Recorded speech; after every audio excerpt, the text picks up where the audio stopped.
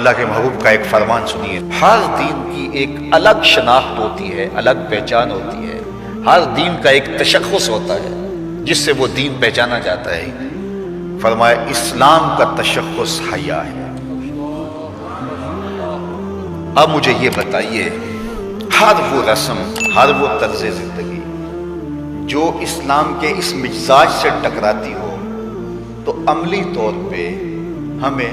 اس کا بائیکاٹ کرنا ہوگا اور اس کے لیے ہمیں کوشاں ہونا پڑے گا، اس لیے کہ اسلام کا مزاج یہ ہے کہ اسلام ہمیں درس حیا دیتا ہے، صرف درس حیا نہیں دیتا بلکہ رسول رحمت نے فرمایا ہر دین کی ایک الگ پہچان ہے، ایک شناخت ہے اس دین کی۔ اسلام کی شناخت حیا ہے، اور حیا ایک ایسی دولت ہے جب یہ روحوں میں اترتا ہے اور من میں سماتا ہے تو اللہ تعالیٰ جل شانہ کی رحمتیں اس شخص کے اوپر نازل ہوتی ہیں۔ سب سے زیادہ اس کائنات میں حیا کرنے والے، حدیث پاک میں آتا ہے حضور علیہ السلام کنواری لڑکی پردے میں جس طرح سمٹی ہوئی ہوتی ہے، فرمایا اس سے بھی زیادہ حیا کرنے والے۔ تو ہمیں درس حیا کا دیا گیا، اور ایک مقام پہ یوں ارشاد فرمایا گیا کہ حیا اور ایمان یہ دونوں جڑی ہوئی چیزیں ہیں، اگر ان میں سے ایک رخصت ہو جائے تو دوسری شے بھی رخصت ہو جاتی ہے۔ اگر ایمان چلا گیا ساتھ حیا بھی رخصت ہو جاتا ہے، اور اگر حیا چلا گیا تو ایمان کے ثمرات بھی نصیب نہیں ہوتے۔ تو حیا اور ایمان یہ دونوں آپس میں جڑی ہوئی چیزیں ہیں، ان میں سے ایک تم سے الگ ہوگی تو دوسری اس کے ساتھ ہی چلی جائے گی، ساتھ ہی رخصت ہو جائے گی۔ تو آج مغرب کی فکر کے حامل لوگ آج دلیلیں دیتے ہیں جناب پردہ تو آنکھ کا ہوتا ہے، پردہ تو جناب دل کا ہوتا ہے۔ میں کہتا ہوں دین کو تم زیادہ سمجھے ہو یا رسول اللہ کی اہلیہ سمجھے؟ جن سے فرمائش حمیرہ سے دین سیکھو، وہ فرماتی ہیں جب حضور کا انتقال ہو گیا تو میں حضور کے حجرے میں جاتی تو معمولی اوڑھنی اوڑھ کے چلی جاتی کہ میرے شوہر کی قبر ہے، کوئی بات نہیں۔ فرمایا اس کے بعد حضرت صدیق اکبر کا وصال ہوا تو وہ بھی حضور کی قربت میں دفن ہوئے، تو میں پھر اس معمولی اوڑھنی کے ساتھ چلی جاتی ہوں، اس لیے کہ میں کہتی ایک میرا شوہر ہے، دوسرا میرا باپ ہے، تو معمولی کپڑا لیتی اور میں چلی جاتی۔ فرمایا پھر حضرت عمر کا انتقال ہوا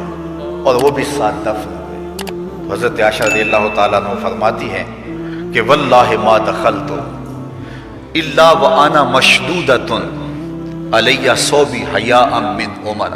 کہ اس کے بعد پھر میں کبھی نہیں گئی سوائے اس کے کہ میں خوب چادر سمیٹ کے اور پردہ کر کے جاتی، مجھے عمر سے حیا آتی۔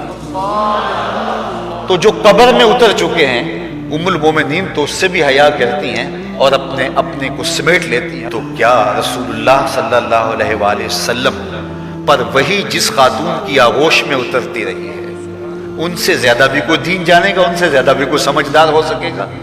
تو یہ اصطلاحات کہ جناب آنکھ کا پردہ ہوتا ہے اور دل کا پردہ ہوتا ہے، یہ ساری چیزیں مغرب کی طرف سے ہمارے اندر داخل کر دی گئی ہیں کہ اس قوم کو حیا کے جوہر سے خالی کر دیا جائے، چونکہ وہ جانتے ہیں کہ ان کے رسول نے فرمایا ہے حیا اور ایمان لازم و ملزوم ہے، ان میں سے ایک رخصت ہوگا تو دوسری چیز بھی رخصت ہو جائے گی۔ تو یہ ان کو اگر کہا جائے کہ ایمان کو ترک کر دیا جائے تو یہ تو کبھی بھی نہیں کریں گے، تو لہٰذا طریقہ یہ ہے ان کو بے حیا کیا جائے۔ جب حیا کا جوہر لٹ جائے گا تو پھر نتیجہ کیا ہے؟ ایمان کے ثمرات بھی ان کو نصیب نہیں ہوں گے، ان کے نام پھر مسلمانوں والے رہ جائیں گے، لیکن ایمان جو روح کی گہرائیوں میں اتر کریں گے، وہ جو حرارت اور جو نور پیدا کرتا ہے وہ ان کو نصیب نہیں ہوگا، اور یہ جو ہے وہ عجیب ایک بے چینی کی زندگی گزاریں گے، آدھا تیتر اور آدھا بٹیر، عجیب قسم کا یہ ایک جو ہے وہ معجون مرکب بن جائیں گے، ان کے پاس کچھ بھی نہیں رہے گا۔ تو اس لیے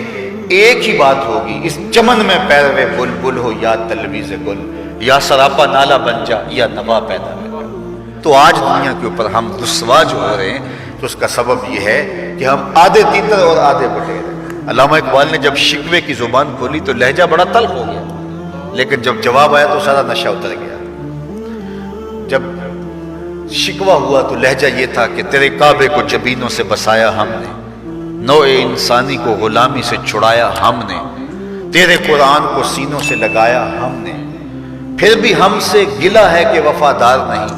ہم وفادار نہیں تو بھی تو دلدار نہیں۔ بہت سخت لہجہ ہو گیا، فتویٰ بھی متوجہ ہوا، لیکن جب جواب آیا تو سارا نشہ اترتا ہے۔ لفظ وہی ہے، صرف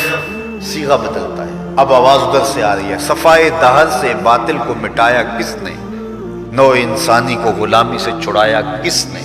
میرے کعبے کو جبینوں سے بسایا کس نے، میرے قرآن کو سینوں سے لگایا کس نے،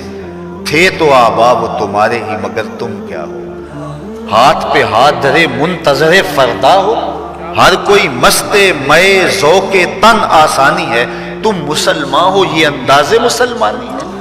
حیدری فقر ہے نئے دولت عثمانی ہے، تم کو اسلاف سے کیا نسبت روحانی ہے، وہ معزز تھے زمانے میں مسلمان ہو کر، ہم خار ہوئے تارک قرآن ہو کر، ہماری پستی زبوں حالی ذلت نکبت رسوائی، یہ اس کا سبب یہ ہے کہ ہم نے کتاب اللہ کی تعلیمات کو چھوڑ دیا۔ وہ غالباً واصف علی واصف یا بابا اشفاق نے کہا تھا کہ لوگ اللہ کو تو مانتے، اللہ کی نہیں مانتے، تو جب ہم اللہ کی نہیں مانیں گے تو پھر ہم کس طرح کامیاب اور بامراد ہوں گے، اور جب ہم اپنے خود کو سپرد کر دیں گے اپنے مالک کے تو پھر ہماری زندگی خوبصورت رنگ میں ڈھلتی چلی جائے گی۔